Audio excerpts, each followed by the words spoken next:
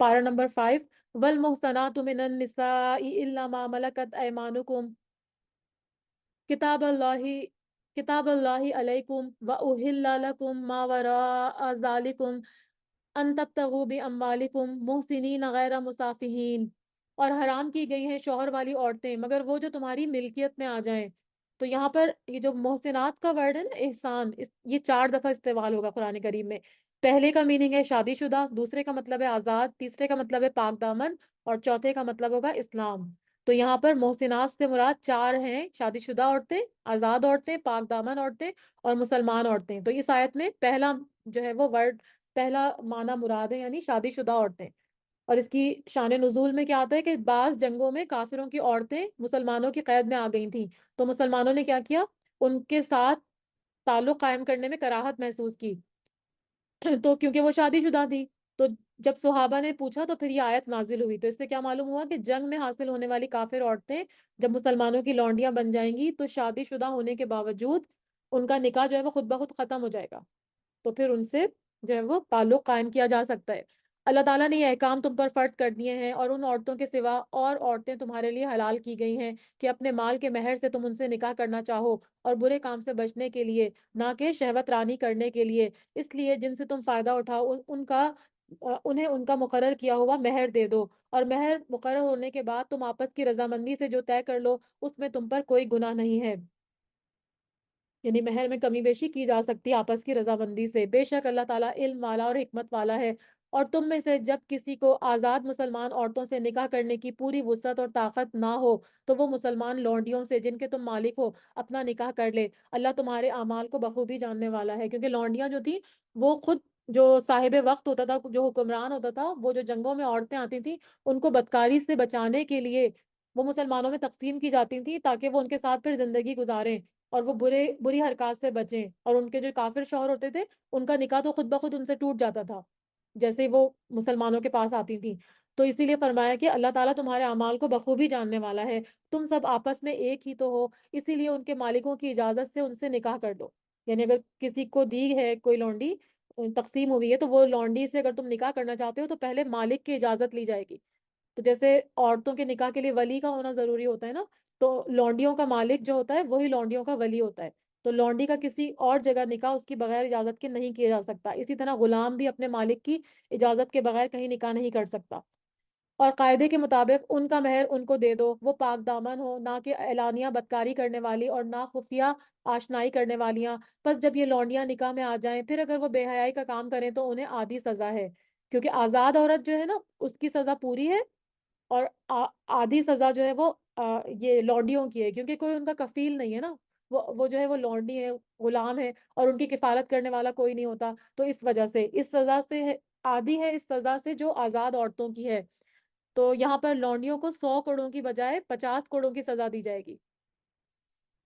کیونکہ شادی شدہ عورت کی سزا 100 کوڑے ہے نا اگر وہ زنا کرتی ہے۔ کنیزوں سے نکاح کا یہ حکم تم میں سے ان لوگوں کے لیے ہے جنہیں گناہ اور تکلیف کا اندیشہ ہو، اور تمہارا ضبط کرنا بہت بہتر ہے، اللہ تعالیٰ بڑا بخشنے والا اور بڑی رحمت والا ہے۔ یعنی لونڈیوں سے شادی کی جو اجازت دی ہے نا وہ صرف اس لیے دی ہے کہ اگر کوئی اپنے جذبات پہ کنٹرول نہیں رکھ سکتا اور بدکاری میں مبتلا ہونے کا خدشہ ہو، لیکن اگر ایسا اندیشہ نہیں ہے تو پھر وہ صبر کرے اور کسی آزاد خاندانی عورت سے ہی شادی کرے جب اس قابل ہو جائے، یعنی اس کا مہر ادا کر سکے۔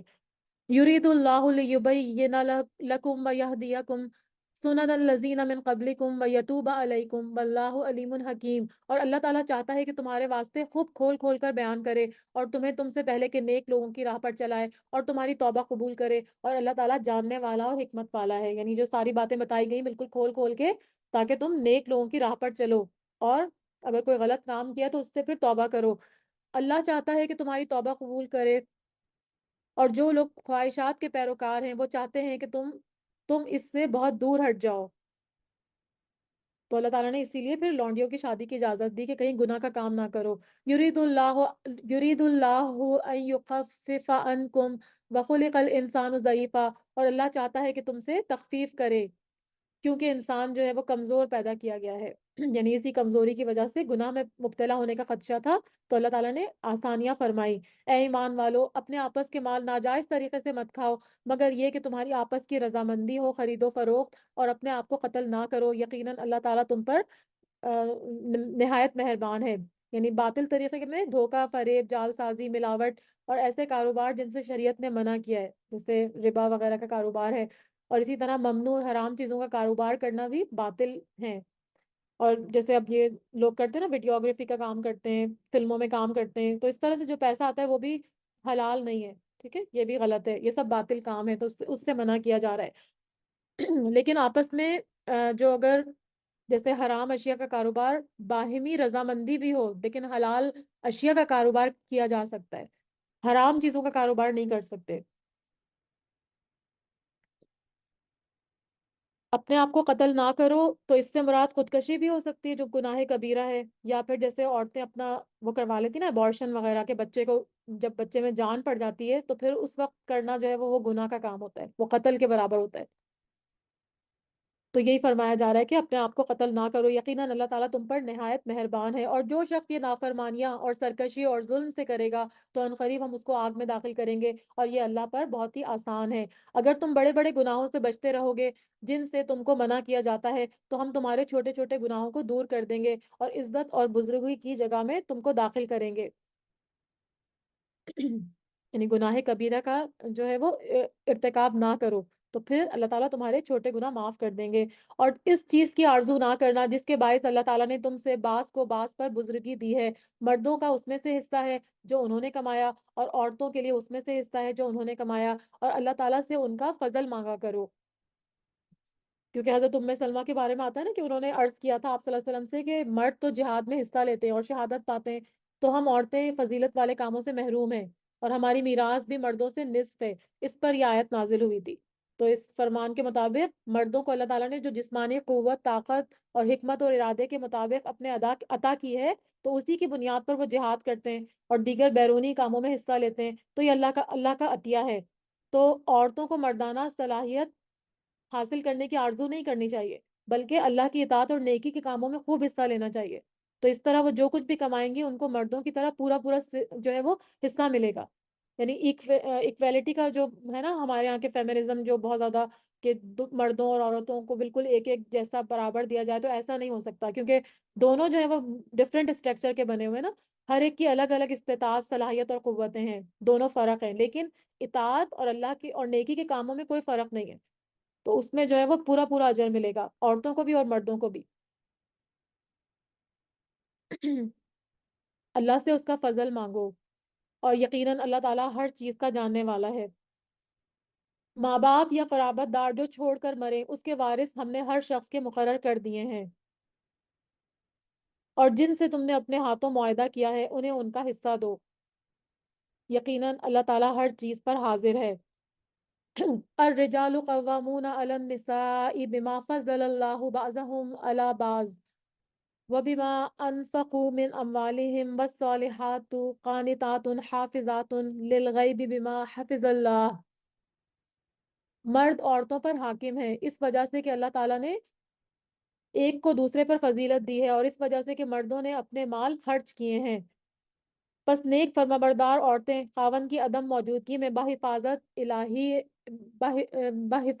الہی نگہداشت رکھنے والیاں ہیں، اور جن عورتوں کی نافرمانی اور بد دماغی کا تمہیں خوف ہو تو انہیں نصیحت کرو۔ تو یہاں پر مرد کو جو قوام بنایا نا اس کا ریزن بتایا جا رہا ہے کہ دو اس کے ریزن ہے۔ ایک کیا ہے کہ اس کی مردانہ قوت، جو کہ عورت ظاہر ہے ویک پیدا کی گئی، عورت کمزور ہے، وہ اتنی قوت نہیں رکھتی، اور دوسرا وجہ کیا ہے کہ اللہ تعالیٰ نے اس کو جو ہے وہ مکلف بنایا کس چیز کا، کہ اس کو عورت کو جو ہے وہ معاشی جھمیلوں سے دور رکھا، یعنی اس کو معاش کا وہ جو بھی اس کو کمانے کا ہے اور گھر چلانے کے جو وہ ہے مشکلات ہیں، اس سے عورت کو دور رکھا ہے۔ تو جو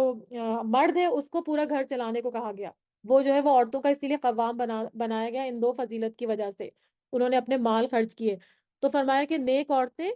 جو جو اپنے خاوند کی غیر موجودگی میں بھی اس کی عزت کی حفاظت کرنے والیاں ہیں، تو پھر اس کے علاوہ جن عورتوں کی نافرمانی بد دماغی کا تمہیں خوف ہو انہیں نصیحت کرو، یعنی اسٹیپ بائی اسٹیپ ان کو، ان کے اوپر سختی کرنے کو کہا گیا، یعنی ایک دم سے ان کو طلاق دینے کو نہیں کہا گیا، بلکہ پہلے ان کو ان کو نصیحت کرو، یعنی ان کو منع کرو کہ تم یہ نہیں کرو، پھر ان کو ان کے بستروں سے الگ کر دو، اور پھر ان کو مار کی سزا دو، پھر اگر وہ تابع داری کریں تو اس پر کوئی راستہ تلاش نہ کرو۔ تو یہاں پر سب سے پہلے واعظ اور نصیحت کا نمبر آتا ہے، دوسرے نمبر پر وقتی اور عارضی علیحدگی، تو اس سے بھی عورت جو ہے وہ اس کو، جو سمجھدار عورت ہوتی ہے اس کے لیے بڑی تنبیہ ہوتی ہے، اور پھر ہلکی مار کی اجازت ہے، لیکن مار وحشیانہ اور ظالمانہ نہ ہو، جیسے جاہل لوگ کرتے ہیں کہ ہمیں تو جی قرآن میں عورت کو مارنے کی اجازت دی گئی ہے تو اسی لیے ہم جو ہے وہ ہر چیز کر سکتے ہیں۔ اللہ اور اس کے رسول صلی اللہ علیہ وسلم نے اس بات کی، اس ظلم کی اجازت مرد کو بالکل بھی نہیں دی ہے، اور اگر وہ عورت اصلاح کر لے تو پھر مار پیٹ کا طریقہ اختیار نہ کرو، بلکہ کہیں پر حدیث میں آتا ہے کہ بالکل جو مسواک کی چھڑی ہوتی ہے اس سے ہلکی سی تنبیہ کرو، لیکن وہ بھی بالکل آخری اسٹیپ پہ۔ بے شک اللہ تعالیٰ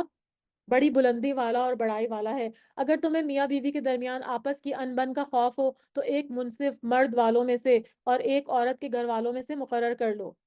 یعنی ایک دم سے طلاق نہ دو، بلکہ کیا کرو، ایک نیوٹرل شخص عورتوں کے اس میں سے اور ایک نیوٹرل جو ہے وہ آدمیوں کے اس میں سے مقرر کرو، اور دونوں کا مطلب بات سنو کہ کس بات پر اختلاف ہے جو وہ دو لوگ ایک دوسرے کو چھوڑنا چاہ رہے ہیں۔ اگر یہ دونوں صلح کرنا چاہیں تو اللہ ان دونوں کا ملاپ کروا دے گا، یقیناً اللہ تعالیٰ پورے علم والا اور پوری خبر والا ہے۔ ہمارے یہاں کیا ہوتا ہے کہ بس ایک طرف کی بات سنی جاتی ہے نا، تو دونوں طرف کی بات سننی چاہیے، جو بھی فیصلہ کریں دونوں، عورت کی بھی بات سنیں اور مرد کی بھی سنیں، اور بہتر ہے کہ اصلاح کروا دیں، کیونکہ اصلاح جو ہے وہ زیادہ بہتر ہے، اس سے دو گھر جو ہے وہ تباہ ہونے سے بچ جاتے ہیں، بچوں کا کتنا بڑا نقصان ہوتا ہے اگر میاں بیوی کی طلاق ہو جائے، تو اس سے بھی بچ سکتے ہیں۔ فرمایا کہ وَاعْبُدُوا اللَّهَ وَلَا تُشْرِكُوا بِهِ شَيْئًا وَبِالْوَالِدَيْنِ إِحْسَانًا وَبِذِي الْقُرْبَى وَالْيَتَامَى وَالْمَسَاكِينِ وَالْجَارِ ذِي الْقُرْبَى وَالْجَارِ الْجُنُبِ وَالصَّاحِبِ بِالْجَنبِ وَابْنِ السَّبِيلِ وَمَا مَلَكَتْ أَيْمَانُكُمْ إِنَّ اللَّهَ لَا يُحِبُّ مَنْ كَانَ مُخْتَالًا فَخُورًا۔ پھر کچھ احکامات دیے جا رہے ہیں اگلی آیت میں کہ اللہ تعالیٰ کی عبادت کرو، اس کے ساتھ کسی کو شریک نہ کرو، اور ماں باپ کے ساتھ حسن سلوک کرو، اور رشتہ داروں سے اور یتیموں سے اور مسکینوں سے اور قرابت دار ہمسائے سے اور اجنبی ہمسائے سے اور پہلو کے ساتھی سے، یعنی کوئی اگر آپ کے ساتھ کوئی بھی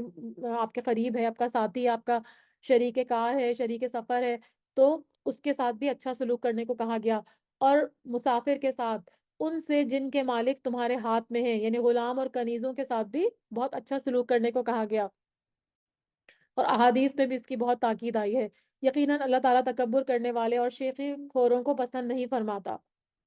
یعنی فقر اور غرور جو ہوتا ہے اور تکبر جو ہوتا ہے وہ اللہ کو سخت ناپسند ہے۔ حدیث میں آتا ہے کہ وہ شخص جنت میں بھی نہیں جائے گا جس کے دل میں رائی کے دانے کے برابر بھی کبر ہوگا، یعنی تکبر کو اللہ تعالیٰ کو بالکل بھی پسند نہیں ہے۔ یعنی جتنی انسان کے پاس علم آتا ہے، دولت آتی ہے، مال آتا ہے، اللہ کی نعمتیں آتی ہیں، تو اس کو اور زیادہ، بہت زیادہ ہمبل ہونے کی ضرورت ہے، بہت زیادہ عاجز ہونے کی ضرورت ہے۔ فرمایا کہ جو لوگ بخیلی کرتے ہیں اور دوسروں کو بھی بخیلی کرنے کو کہتے ہیں، اور اللہ تعالیٰ نے جو اپنا فضل ان کو دے رکھا ہے اس کو چھپا لیتے ہیں، ہم نے ان کافروں کے لیے ذلت کی مار تیار کر رکھی ہے۔ جو لوگ اپنا مال لوگوں کو دکھاوے کے لیے خرچ کرتے ہیں، اللہ تعالیٰ پر اور قیامت کے دن پر ایمان نہیں رکھتے، جس کا ہم نشین اور ساتھی شیطان ہوگا۔ تو بخل کرنا اور ریاکاری کرنا، یہ دونوں باتیں جو ہیں وہ اللہ کو سخت ناپسند ہیں، تو فرمایا کہ ان کا ساتھی جو ہے وہ شیطان ہوگا، کیونکہ شیطان یہ ساری چیزیں کرتا ہے تو وہ بھی پھر شیطان کے ساتھی ہوں گے، اور وہ بدترین ساتھی ہے۔ وَمَاذَا عَلَيْهِمْ لَوْ آمَنُوا بِاللَّهِ وَالْيَوْمِ الْآخِرِ وَأَنفَقُوا مِمَّا رَزَقَهُمُ اللَّهُ وَكَانَ اللَّهُ بِهِمْ عَلِيمًا۔ بھلا ان کا کیا نقصان تھا اگر یہ اللہ تعالیٰ پر اور قیامت کے دن پر ایمان لاتے اور اللہ تعالیٰ نے جو کچھ ان کو دے رکھا ہے اس میں سے خرچ کرتے، اللہ تعالیٰ ان کو خوب جاننے والا ہے۔ بے شک اللہ تعالیٰ ایک ذرہ برابر بھی ظلم نہیں کرتا، اگر نیکی ہو تو اس کو دگنی کرتا ہے، اور خاص اپنے پاس سے بہت بڑا ثواب دیتا ہے۔ بس کیا حال ہوگا جس وقت ہر امت میں سے ایک گواہ ہم لائیں گے، اور آپ صلی اللہ علیہ وسلم کو ان لوگوں پر گواہ بنا کر لائیں گے، یعنی ہر امت سے اس کا پیغمبر اللہ کی بارگاہ میں گواہی دے گا کہ ہم نے آپ کا پیغام اپنی قوم تک پہنچا دیا تھا، اب اگر انہوں نے نہیں مانا تو اس میں ہمارا کوئی قصور نہیں ہے۔ پھر آپ صلی اللہ علیہ وسلم تمام انبیاء پر گواہی دیں گے کہ یا اللہ یہ سب سچے ہیں، اور آپ صلی اللہ علیہ وسلم یہ گواہی کیسے دیں گے؟ آپ صلی اللہ علیہ وسلم قرآن کی وجہ سے دیں گے، جو آپ صلی اللہ علیہ وسلم پر نازل ہوا تھا، جس میں گزشتہ اقوام کا اور انبیاء کا ذکر ہے۔ تو یہ ایک بہت سخت مطلب بہت سخت موقع ہوگا۔ حدیث میں آتا ہے کہ ایک مرتبہ نبی اکرم صلی اللہ علیہ وسلم نے حضرت عبداللہ بن مسعود، وہ بہت خوبصورت تلاوت کرتے تھے نا، ان سے قرآن سننے کی خواہش ظاہر فرمائی۔ وہ سناتے ہوئے جب اس آیت پر پہنچے تو آپ صلی اللہ علیہ وسلم نے فرمایا کہ اب بس کافی ہے۔ اور حضرت ابن مسعود فرماتے ہیں کہ میں نے دیکھا کہ آپ صلی اللہ علیہ وسلم کی دونوں آنکھوں سے آنسو رواں تھے۔ یہ صحیح بخاری کی حدیث ہے۔ جس روز کافر اور رسول کے نافرمان آرزو کریں گے کہ کاش انہیں زمین کے ساتھ ہموار کر دیا جائے، اور اللہ تعالیٰ سے کوئی بات وہ نہیں چھپا سکیں گے۔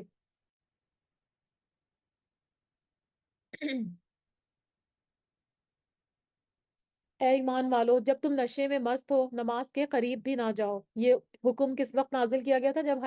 شراب کی حرمت ابھی نازل نہیں ہوئی تھی۔ تو ایک دعوت میں کیا ہوا تھا کہ ایک شخص نشے کی حالت میں آئے اور نماز کے لیے کھڑے ہوئے، تو پھر وہ کیا غلط الفاظ پڑھ گئے تھے۔ تو پھر اس پر یہ آیت نازل ہوئی کہ نشے کی حالت میں شراب نہ پڑھا کرو، وہ شراب نہ پیا کرو جب تک کہ اپنی بات کو سمجھنے نہ لگو، اور جنابت کی حالت میں جب تک کہ غسل نہ کر لو۔ ہاں، اگر راہ چلتے اور گزر جانے والے ہو تو اور بات ہے، کیونکہ مسجد نبوی کے قریب قریب گھر تھے تو اکثر لوگ اس سے گزر کے جاتے تھے نا۔ تو اگر تمہارا راستہ ہے تب تو تم جنابت کی حالت میں جا سکتے ہو، ورنہ جب تک غسل کر کے پاک نہ ہو جاؤ تو مسجد میں جانا منع ہے۔ اور اگر تم بیمار ہو یا سفر میں ہو، یا تم میں سے کوئی قضائے حاجت سے آیا ہو، یا تم نے عورتوں سے تعلق قائم کیا ہو اور تمہیں پانی نہ ملے، تو پاک مٹی کا قصد کرو اور اپنے منہ اور ہاتھ پر مل لو۔ تو یہاں پر تیمم کا طریقہ بتایا جا رہا ہے کہ اگر پانی نہ ملے اور غسل فرض ہو تو کیا کرنا ہے کہ اپنے ہاتھوں میں یہ کلائی تک مٹی پہ ہاتھ، صاف مٹی پہ ڈال کے پہلے اپنے ہاتھوں کو ملنا ہے، اور پھر اس کے بعد اپنے منہ کے اوپر اس کو پھیر لینا ہے۔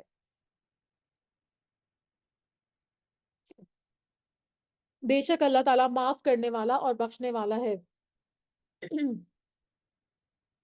الم تر الی الذین اوتوا نصیبا من الکتاب یشترون الضلالۃ ویریدون ان تضلوا السبیل۔ کیا تم نے دیکھا نہیں کہ جنہیں کتاب کا کچھ حصہ دیا گیا وہ گمراہی خریدتے ہیں اور چاہتے ہیں کہ تم بھی راہ سے بھٹک جاؤ؟ اللہ تعالیٰ تمہارے دشمنوں کو خوب جاننے والا ہے، اور اللہ تعالیٰ کا دوست ہونا کافی ہے، اور اللہ تعالیٰ کا مددگار ہونا کافی ہے۔ یعنی وکفا باللہ نصیرہ، اللہ تعالیٰ ہی تمہارے لیے کافی ہے مددگار۔ بعض یہود کلمات کو ان کی ٹھیک جگہ سے ہیر پھیر دیتے ہیں اور کہتے ہیں کہ ہم نے سنا اور نافرمانی کی، اور سن اس کے بغیر کہ تو سنا جائے۔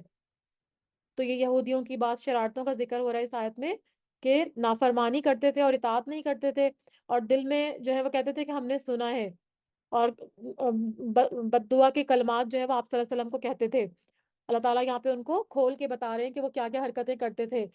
اور ہماری رعایت کر، لیکن اس کے کہنے میں اپنی زبان کو موڑتے تھے اور دین میں تانا دیتے تھے۔ اگر یہ لوگ کہتے کہ ہم نے سنا اور ہم نے فرما برداری کی، اور آپ صلی اللہ علیہ وسلم سنیے اور ہمیں دیکھیے، تو یہ ان کے لیے بہتر تھا۔ یعنی الفاظ کو موڑنے کی بجائے اگر سیدھی سیدھی بات کرتے تو زیادہ بہتر ہوتا، لیکن یہ شرارتوں کی وجہ سے اور آپ صلی اللہ علیہ وسلم کے ساتھ مذاق کرنے کے لیے اس طرح کی حرکتیں کرتے تھے۔ تو یہاں پہ اللہ تعالیٰ فرما رہے ہیں کہ اگر ایسا کرتے صحیح طریقے سے تو بہت مناسب اور بہتر ہوتا، لیکن اللہ تعالیٰ نے ان کے کفر کی وجہ سے ان پر لعنت کی ہے، رحمت سے دور کر دیا ہے۔ بس یہ بہت کم ایمان لائیں گے، تھوڑے، بہت تھوڑے ان میں سے ایمان لانے والے تھے۔ اہل کتاب کی کچھ باتیں بتائی جا رہی ہیں کہ اے اہل کتاب، جو کچھ ہم نے نازل فرمایا ہے، جو اس کی بھی تصدیق کرنے والا ہے جو تمہارے پاس ہے، یعنی تورات یا انجیل، اس پر ایمان لاؤ۔ کس پر؟ قرآن پر۔ اور اس سے پہلے کہ ہم چہرے بگاڑ دیں اور انہیں لوٹا کر پیٹ کی طرف کر دیں۔ یعنی یہ اللہ تعالیٰ کی سزا بتائی جا رہی ہے کہ اگر تم نے ایسا نہ کیا، قرآن کو نہیں مانا، اس کو جھٹلایا، تو پھر تمہارے ساتھ یہ سب کچھ ہونے والا ہے کہ تمہارے چہرے بگاڑ دیے جائیں گے،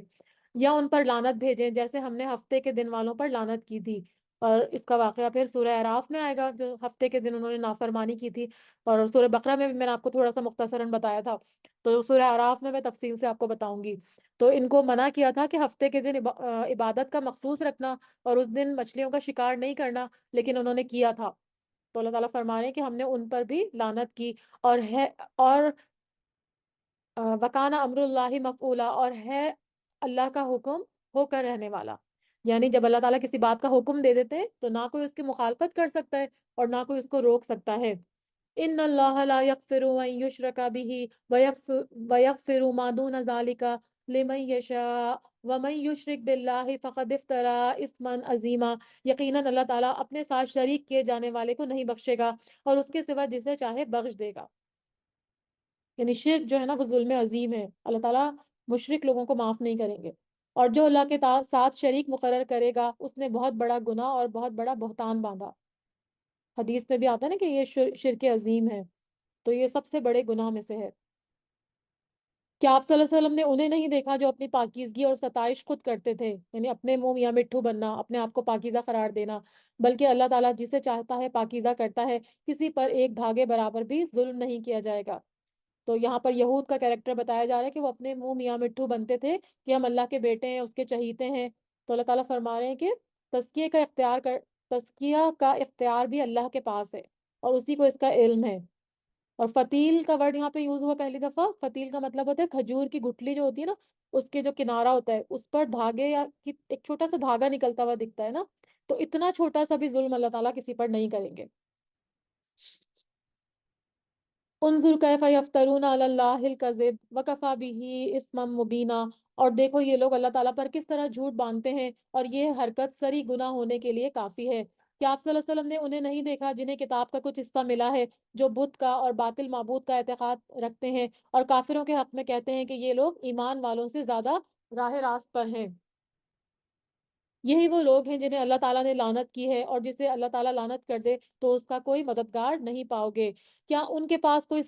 حصہ ہے سلطنت میں سے؟ اگر ایسا ہو تو یہ کسی کو ایک کھجور کی گٹلی کے شگاف کے برابر بھی کچھ نہیں دیں گے۔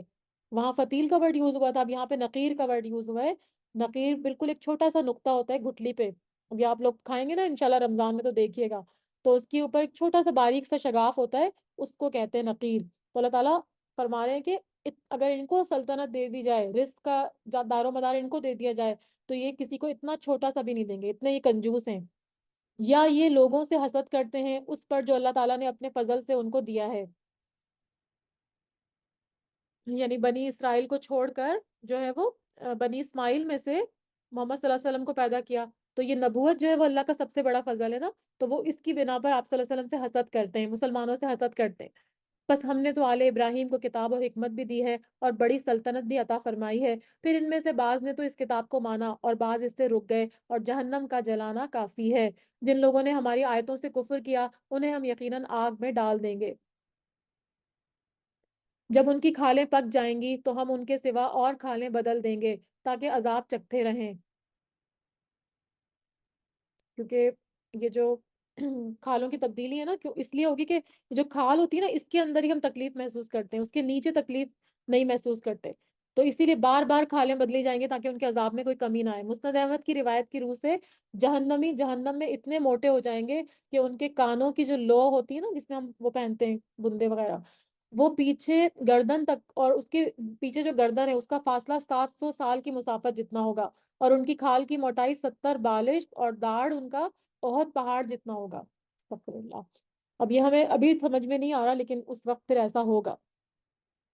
یقیناً اللہ تعالیٰ غالب اور حکمت والا ہے۔ والذین آمنوا وعملوا الصالحات، اس کے برعکس جو لوگ ایمان لائیں گے اور نیک عمل کریں گے، سندخلہم جنات تجری من تحتها الانہار خالدین فیہا ابدا، تو جو لوگ اچھے عمل کریں گے اور ایمان لائیں گے ہم ان کو جنتوں میں لے کر جائیں گے جس کے نیچے سے نہریں بہ رہی ہوں گی، اور وہ اس میں ہمیشہ ہمیشہ کے لیے رہیں گے۔ لہم فیہا ازواج مطہرہ، اور وہاں ان کے لیے صاف ستھری بیویاں ہوں گی۔ وَنُدْخِلْهُمْ ظِلًّا ظَلِيلًا، اور انہیں گھنی چھاؤں اور پوری راحت میں لے کر جائیں گے۔ گھنی چھاؤں اور عمدہ اور پاکیزہ چھاؤں کا ترجمہ ایک حدیث سے بھی واضح ہوتا ہے۔ حدیث میں آتا ہے کہ جنت میں ایک درخت ہے جس کا سایہ اتنا ہے کہ ایک سوار اگر 100 سال بھی اسے طے کرے تو وہ کر نہیں سکے گا، اور یہ شجر الخلد کہلاتا ہے، مسند احمد کی روایت ہے۔ اللہ تعالیٰ تمہیں تاکیدی حکم دیتا ہے کہ امانت والوں کی امانتیں ان کو پہنچاؤ۔ امانت کی بڑی تاکید کی گئی ہے۔ اور جب لوگوں کا فیصلہ کرو تو عدل اور انصاف سے کرو۔ ایک حدیث میں آتا ہے کہ حاکم جب تک ظلم نہ کرے اللہ اس کے ساتھ ہوتا ہے، اور جیسے ہی وہ ظلم کا ارتکاب شروع کرتا ہے تو اللہ اسے اس کے نفس کے حوالے کر دیتا ہے۔ بے شک اللہ تعالیٰ سنتا ہے اور دیکھتا ہے۔ یا ایہا الذین آمنوا اطیعوا اللہ واطیعوا الرسول وأولی الامر منکم فإن تنازعتم فی شیء فردوا الی اللہ والرسول ان کنتم تؤمنون باللہ والیوم الآخر ذالک خیر و احسن تاویلا۔ اے ایمان والو، فرما برداری کرو اللہ تعالیٰ کی اور فرما برداری کرو رسول صلی اللہ علیہ وآلہ وسلم کی، اور تم میں سے اختیار کرنے والوں کی۔ یعنی جو اولو الامر ہیں اس کا مطلب ہے کہ اصل اطاعت تو اللہ ہی کی ہے، لیکن اگر آپ کا کوئی جو حکمران ہے اس کی اطاعت بھی جو ہے وہ ضروری ہے، اگر وہ اللہ کی بتائی ہوئی باتوں کے مطابق چل رہا ہو، یعنی عمرہ اور حکام کی اطاعت بھی ضروری ہے، کیونکہ وہ یا تو اللہ اور اس کے رسول صلی اللہ علیہ وسلم کے احکام کا نفاذ کرتے ہیں، یا پھر امت کے اجتماعی جو مسئلے ہیں ان کا انتظام اور نگہداشت کرتے ہیں۔ تو عمرہ اور حکام کی اطاعت اگرچہ ضروری ہے، لیکن مشروط ہے کس کے ساتھ؟ اللہ اور رسول صلی اللہ علیہ وسلم کی اطاعت کے ساتھ۔ اگر وہ ان کی اطاعت نہیں کرتے تو پھر جو ہے وہ ہم بھی ان کی اطاعت نہیں کریں گے۔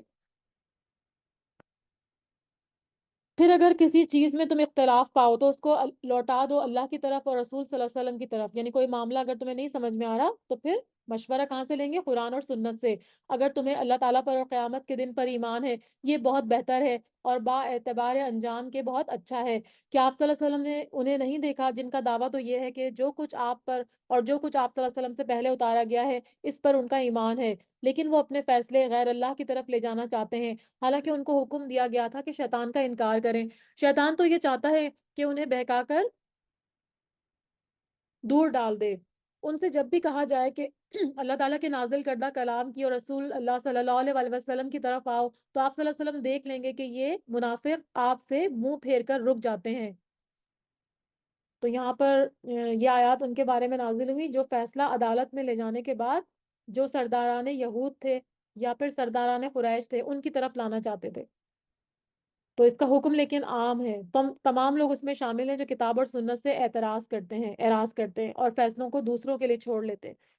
لیکن ہمیشہ فیصلہ ہمیشہ اللہ اور رسول کی طرف ہی لے کے جانا چاہیے۔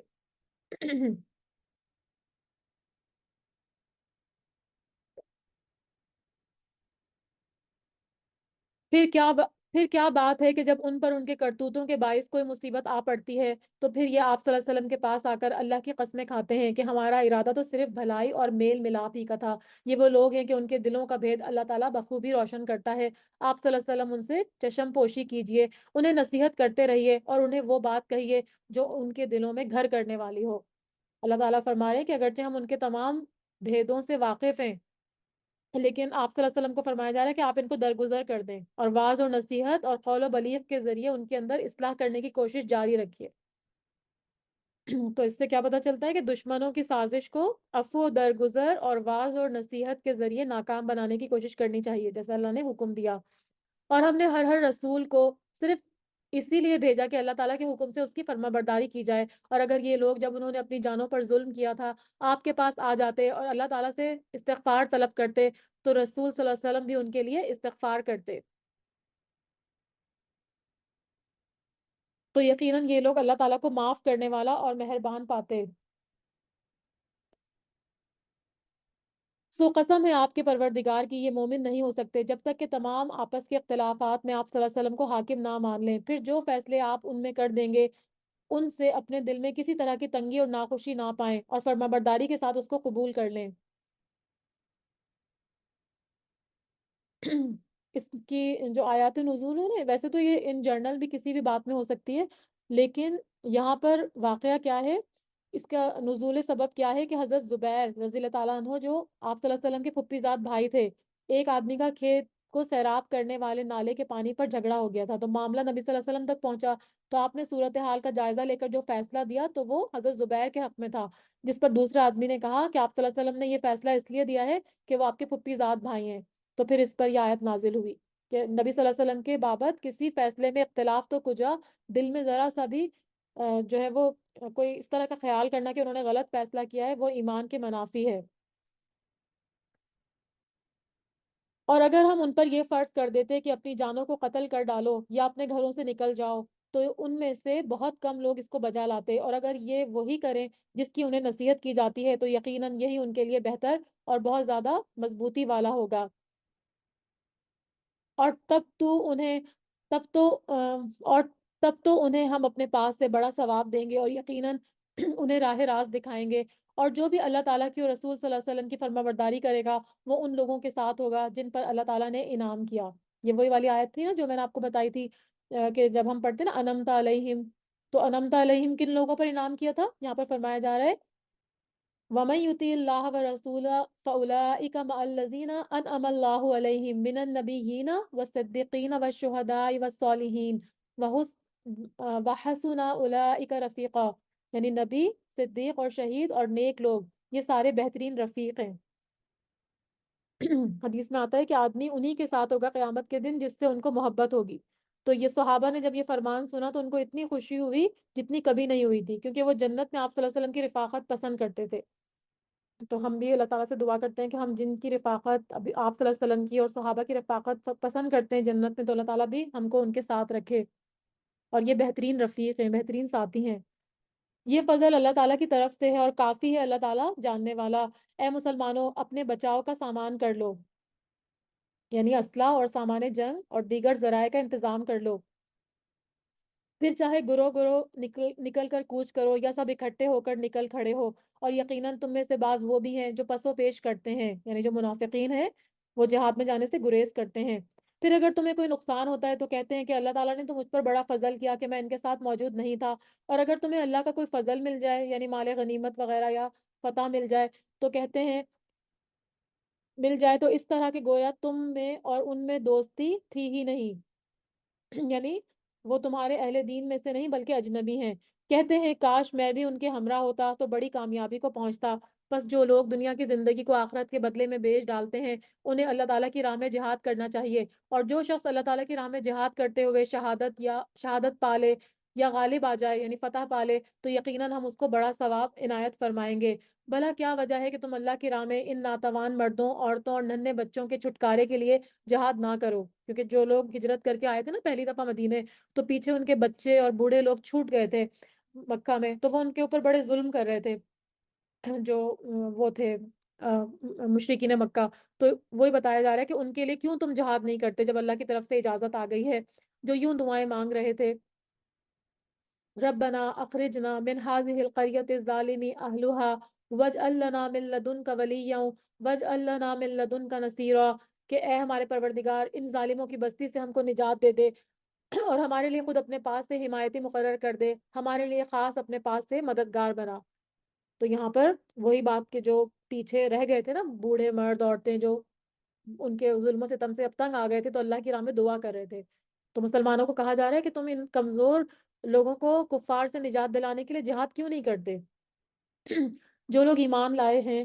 وہ تو اللہ تعالیٰ کی راہ میں جہاد کرتے ہیں، اور جن لوگوں نے کفر کیا وہ اللہ تعالیٰ کے سوا اوروں کی راہ میں لڑتے ہیں۔ یعنی مومن اور کافر دونوں کو جنگ کی ضرورت پڑتی ہے، لیکن دونوں کے مقاصد جنگ میں فرق ہے۔ مومن جو ہے وہ اللہ کے لیے لڑتا ہے، اور کافر کا مقصد کیا ہوتا ہے؟ صرف دنیا اور اس کے مفادات۔ وہ اللہ تعالیٰ کے سوا اوروں سے لڑتے ہیں۔ پس تم شیطان کے دوستوں سے جنگ کرو، یقین مانو کہ شیطانی ہیلا بالکل سخت اور بالکل بیکار، بودا اور سخت کمزور ہے، یعنی ان کی جو چالیں ہیں وہ بالکل بیکار ہیں، کمزور ہیں۔ تو ان کے ظاہری اسباب اور فراوانی اور کثرت تعداد دیکھ کر ڈرو نہیں، تمہارا جو ایمان کی قوت ہے اور جہاد کا جو عزم ہے اس کے مقابلے میں شیطان کے جو یہ چیلے ہیں وہ ٹھہر نہیں سکتے۔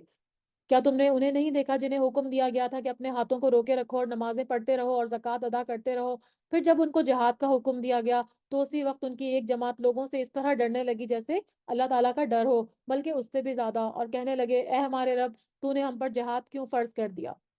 کیونکہ پہلے تو جہاد کی اجازت نہیں تھی نا، لیکن جب وسائل آ گئے، مسلمانوں کی تعداد زیادہ ہو گئی تو ان کو جہاد کرنے کا حکم دیا گیا، تو وہ کیا کہہ رہے ہیں کہ ہم پر کیوں جہاد فرض کیا گیا؟ تو یہ کمزور ایمان والے منافقین تھے۔ متاع الدنیا قلیل والآخرۃ خیر لمن اتقی ولا تظلمون فتیلا۔ تو انہوں نے کہا کہ کیوں ہمیں تھوڑی سی زندگی اور جینے کے لیے نہیں دی گئی، یعنی ہمارے اوپر جہاد کو فرض کیوں کر دیا گیا؟ آپ صلی اللہ علیہ وسلم کہہ دیجئے کہ دنیا کی فائدہ مندی تو بہت ہی کم ہے اور پرہیزگاروں کے لیے آخرت ہی بہت بہتر ہے، تم پر ایک دھاگے کے برابر بھی ستم نہیں کیا جائے گا۔ اینما تکونوا یدرککم الموت ولو کنتم فی بروج مشیدہ، تم جہاں کہیں بھی ہو تم کو موت پکڑ لے گی چاہے تم مضبوط قلعوں میں کیوں نہ ہو۔ تو کمزور مسلمانوں کو سمجھانے کے لیے کہا جا رہا ہے کہ دنیا تو فانی جگہ ہے، یہاں سے تو تم نے مرنا ہی مرنا ہے، تو جو تم مہلت طلب کر رہے ہو وہ بہتر ہے کہ تم وہ اللہ کی راہ میں جہاد کرتے ہوئے اپنی موت دے دو۔ موت تو اپنے وقت پر آ کر ہی رہے گی چاہے تم مضبوط قلعوں میں بیٹھ جاؤ، تو پھر جہاد سے دور رہنے کا کیا فائدہ ہے؟ اگر جہاد کرو گے تو اللہ کی راہ میں اگر مارے جاؤ گے تو کیا ہوگا کہ تم شہادت کے رتبے کو پاؤ گے، تو تمہارا درجہ بلند ہو جائے گا۔ اور اگر انہیں کوئی بھی بھلائی ملتی ہے تو کہتے ہیں یہ اللہ کی طرف سے ہے، اور اگر کوئی برائی پہنچتی ہے تو کہتے ہیں یہ آپ کی طرف سے ہے۔ یعنی یہ پھر منافقین کی باتوں کا ذکر ہو رہا ہے کہ آپ صلی اللہ علیہ وسلم کو جو ہے وہ کہہ دیتے تھے کہ آپ صلی اللہ علیہ وسلم کی وجہ سے ہو رہا ہے، اور یہی سیم چیزیں حضرت موسیٰ علیہ السلام کے پیروکار بھی کرتے تھے۔ اور جو بھی کوئی برا کام ہوتا تھا تو وہ موسیٰ علیہ السلام کی نحوست بتاتے تھے۔ یہی کام جو ہے وہ یہ لوگ بھی کر رہے تھے، اہل مکہ۔ تو اللہ تعالیٰ فرما رہے ہیں کہ انہیں کہہ دو کہ یہ سب کچھ اللہ تعالیٰ کی طرف سے ہے، انہیں کیا ہو گیا ہے کہ کوئی بات بھی سمجھنے کے قریب نہیں ہے، کیونکہ بھلائی اور برائی دونوں اللہ کی طرف سے آتی ہیں، لیکن لوگ کیا کرتے ہیں؟ اپنی فہم میں کمی اور بے علمی کی وجہ سے وہ اس بات کو سمجھ نہیں پاتے۔ آپ کو جو بھی بھلائی ملتی ہے وہ اللہ ہی کی طرف سے ہے، یعنی جو فضل و کرم ہے وہ کسی نیکی اور اطاعت کا صلہ نہیں ہوتا، کیونکہ نیکی کی توفیق بھی تو اللہ تعالیٰ دیتے ہیں نا۔ تو اگر ہم کوئی نیکی کرتے ہیں اور اس کے بدلے میں ہم کو اجر ملتا ہے تو وہ نیکی کی توفیق بھی اللہ تعالیٰ نے ہم کو دی ہے۔ حدیث میں آتا ہے کہ آپ صلی اللہ علیہ وسلم نے فرمایا کہ جنت میں جو بھی جائے گا محض اللہ کی رحمت سے جائے گا، اپنے عمل کی وجہ سے نہیں۔ صحابہ نے پوچھا کہ یا رسول اللہ صلی اللہ علیہ وآلہ وسلم، ولا انتا، اور آپ بھی اللہ کی رحمت کے بغیر جنت میں نہیں جائیں گے؟ آپ صلی اللہ علیہ وسلم نے فرمایا ہاں، جب تک اللہ مجھے اپنے دامن رحمت میں نہیں ڈھانپ لے گا میں جنت میں نہیں جاؤں گا۔ صحیح بخاری کی حدیث ہے۔ اللہ سے دعا کرتے ہیں کہ اللہ تعالیٰ ہمیں اپنی رحمت میں ڈھانپ لے اور ہمیں نیکیوں کی توفیق عطا فرمائے، آمین۔ تو فرمایا کہ جو بھلائی ملتی ہے وہ اللہ کی طرف سے، اور جو برائی پہنچتی ہے وہ تیرے اپنے نفس کی طرف سے ہے۔ کیا مطلب؟ کہ اگرچہ برائی بھی اللہ کی مشیت سے آتی ہے، لیکن کیا ہوتا ہے کہ ہمارے جو نفس کی کوتاہیاں ہیں، غلطیاں ہیں، گناہ ہیں، اس کے نتیجے میں اللہ تعالیٰ ہم کو جھٹکا دینے کے لیے کوئی ہمیں مشکل میں ڈالتے ہیں، لیکن مشیت اللہ ہی کی ہوتی ہے۔ ہم نے آپ کو تمام لوگوں کو پیغام پہنچانے والا بنا کر بھیجا ہے، اور اللہ تعالیٰ اس پر گواہ کافی ہے۔ من یطیع الرسول فقد اطاع اللہ ومن تولی فما ارسلناک علیہم حفیظا، اور رسول صلی اللہ علیہ وسلم کی جو اطاعت کرے گا اسی نے اللہ تعالیٰ کی فرما برداری کی۔ یعنی آپ صلی اللہ علیہ وسلم کی اطاعت اصل میں اللہ کی اطاعت ہے، کیونکہ آپ جو کچھ بھی ہمیں حکم دیتے ہیں وہ اللہ ہی کی وجہ سے دیتے ہیں، اللہ ہی کے حکم سے، اللہ ہی کے اذن سے دیتے ہیں۔ اور جو منہ پھیرے گا ان کی اطاعت سے، تو ہم نے آپ صلی اللہ علیہ وسلم کو ان پر کوئی نگہبان بنا کر نہیں بھیجا۔ آپ صرف مبلغ ہیں، آپ کا کام لوگوں کو تبلیغ کرنا ہے۔ اگر یہ آپ کی بات نہیں مانتے تو وہ خود اپنے نقصان کے آپ ذمہ دار ہیں۔ یہ کہتے تو ہیں کہ اطاعت ہے، پھر جب آپ صلی اللہ علیہ وسلم کے پاس سے اٹھ کر باہر جاتے ہیں تو ان کی ایک جماعت جو بات آپ صلی اللہ علیہ وسلم نے یا اس سے کہی ہے اس کے خلاف راتوں کو مشورے کرتے ہیں۔ تو یہاں منافقین کا رویہ بتایا جا رہا ہے کہ مجلسوں میں آ کے تو کہتے ہیں ہم آپ کی اطاعت کرتے ہیں، لیکن اکیلے میں پھر مسلمانوں کے خلاف سازشیں کرتے ہیں۔ ان کی راتوں کی بات چیت اللہ تعالیٰ لکھ رہا ہے، تو آپ صلی اللہ علیہ وسلم ان سے منہ پھیر لیں اور اللہ تعالیٰ پر بھروسہ رکھیے، اللہ تعالیٰ کافی کارساز ہے۔ افلا یتدبرون القرآن ولو کان من عند غیر اللہ لوجدوا فیہ اختلافا کثیرا، کیا یہ لوگ قرآن میں غور و فکر نہیں کرتے، تدبر نہیں کرتے؟ اگر یہ اللہ تعالیٰ کے سوا کسی اور کی طرف سے ہوتا جیسے ان کا خیال ہے تو یقیناً اس میں بہت سارا اختلاف پاتے۔ تو یہاں پہ قرآن کریم سے رہنمائی کے لیے اس میں غور و تدبر کی تاکید کی جا رہی ہے، یعنی اس کی صداقت کا، قرآن کی صداقت کا کو جانچنے کا ایک معیار بتایا جا رہا ہے کہ اگر کسی انسان کا بنا ہوا کلام ہوتا تو پھر کیا ہوتا ہے، اس کے بیان کردہ واقعات میں، اس کے مضامین میں ایک جو ہے وہ ہوتا، کمی ہوتی یا پھر کوئی اعراض ہوتا۔ تو یہ تو قرآن جو ہے وہ خود ایک معجزہ ہے کہ یہ اللہ کی کتاب ہے، کیونکہ اس جیسی وہ ایک آیت بھی بنا کر نہیں لا سکے تھے۔ تو اللہ تعالیٰ فرما رہے ہیں کہ اس میں ذرا غور و فکر کرو، سوچو کہ یہ تم کسی انسان کا کلام نہیں، یہ اللہ کا کلام ہے، اس میں تدبر کرو۔ اور جب انہیں کوئی خبر امن کی یا خوف کی ملی انہوں نے اسے مشہور کرنا شروع کر دیا، حالانکہ اگر یہ لوگ رسول اللہ صلی اللہ علیہ وسلم کی سے اور اپنے میں سے کسی باتوں کی تہ تک پہنچنے والوں کے حوالے اس کو کر دیتے تو اس کی حقیقت وہ لوگ معلوم کر لیتے جو نتیجہ اخذ کرتے ہیں۔ تو یہاں پر کمزور اور جلد باز مسلمانوں کا رویہ بتایا جا رہا ہے، اور ان کی اصلاح کی غرض سے اس کو بیان کیا جا رہا ہے